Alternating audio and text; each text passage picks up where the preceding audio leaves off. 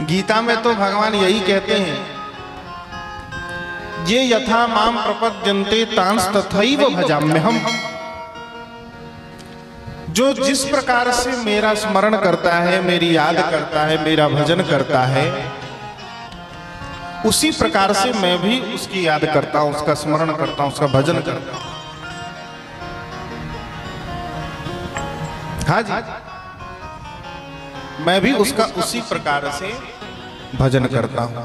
फिर आप कहेंगे महाराज भजन का अर्थ तो होता है भज सेवायाम, भगवान की किसी भी प्रकार से सेवा करना ही भजन है। तो भक्त तो भजन करता है, भगवान की सेवा करता है, तो क्या भगवान भी भक्त की सेवा करते हैं?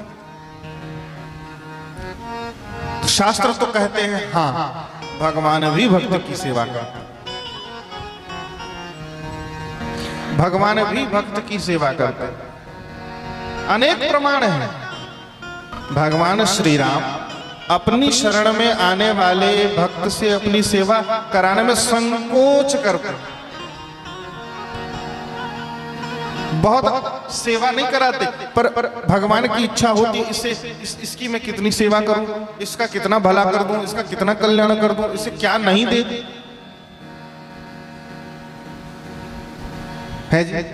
संसार का व्यापारी होता है, व्यापार एक होता है व्यापार। व्यापारी क्या करता है, एक लेन देन, जब लेन देन का मामला होता है बिना लिए देता नहीं। तो ये संसार का जो ये लेन देन का ही व्यापार चलता है, और अधिकांश जो रिश्तेदारी है वो तो आजकल व्यापारियों वाला ही हाल है। लेकिन भगवान श्री राम, अच्छा ये बताओ, सुग्रीव ने पहले क्या हित किया भगवान राम का? लेकिन भगवान राम ने तो पहले सुग्रीव जी के लिए क्या नहीं किया? राज मिला, कोष मिला, पुर मिला, नारी मिली, भगवान ने दिया। विभीषण जी जिनको रावण ने लात मारकर लंका से निकाला, उन्होंने भगवान को क्या दिया? पहले कुछ दिया, भगवान ने कुछ लिया पहले? केवल शरण में आए तो भगवान इतने सकुचा गए कि भगवान ने सोचा ये मेरी शरण में आए, मैंने तो इनको कुछ दिया ही नहीं। और देखिए गोस्वामी तुलसीदास जी महाराज बड़ी अच्छी पंक्ति लिख रहे हैं, और ये पंक्ति तो सबको कंठस्थ होनी चाहिए। कितनी बढ़िया पंक्ति लिख रहे हैं।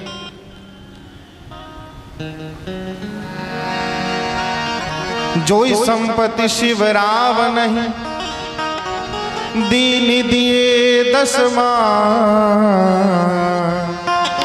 सोई संपदा विभीषण नहीं, सकुचि दीन रघुनाथ। महाराज रावण ने अपने 10 सिर काटकर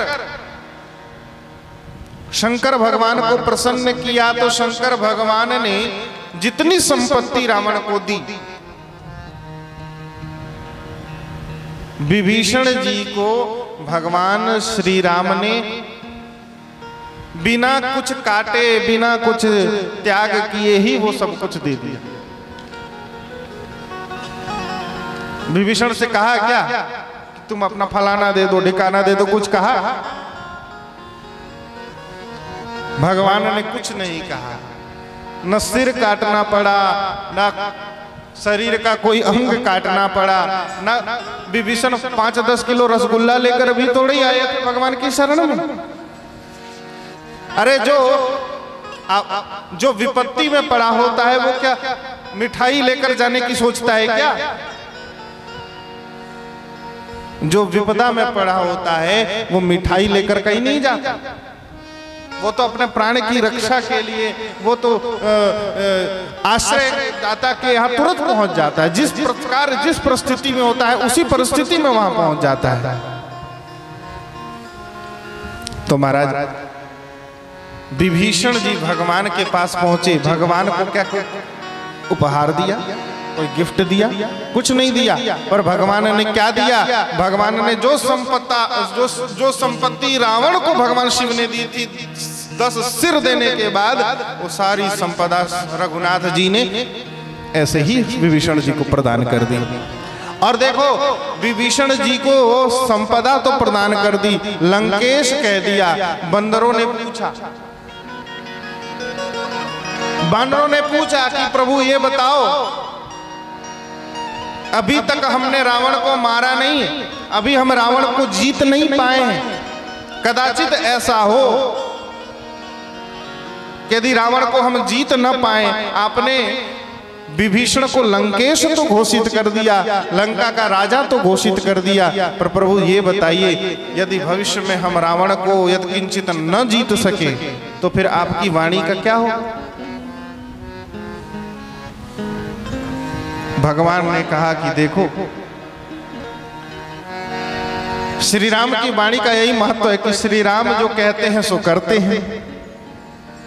श्री राम ऐसे थोड़े ही है कि कह दिया और पलटी मार दी, ऐसा नहीं, पलट नहीं जाते भगवान, जो कह दिया सो कह दिया। भगवान ने कहा कि यत्किंचित ऐसा हुआ कि हम रावण को न जीत सके तो मैं विभीषण को लंका का राजा नहीं बल्कि अयोध्या का राजा बना दूंगा और हम चारों भाई फिर से वन को चले जाएंगे।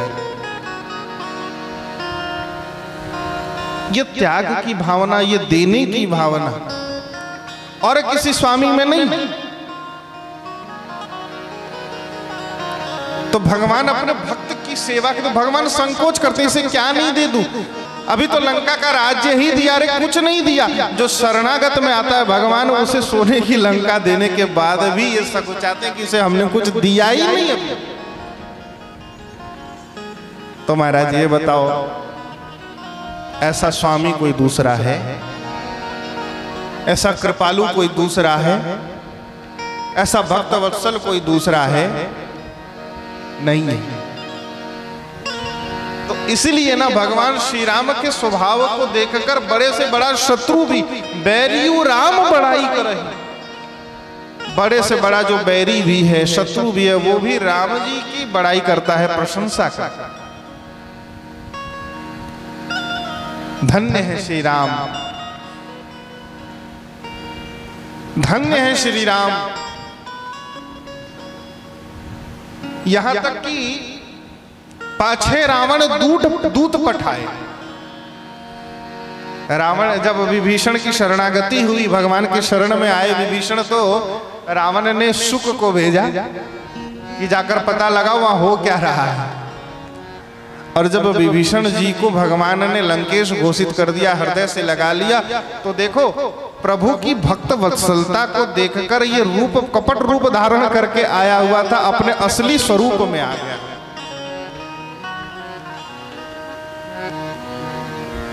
हाँ,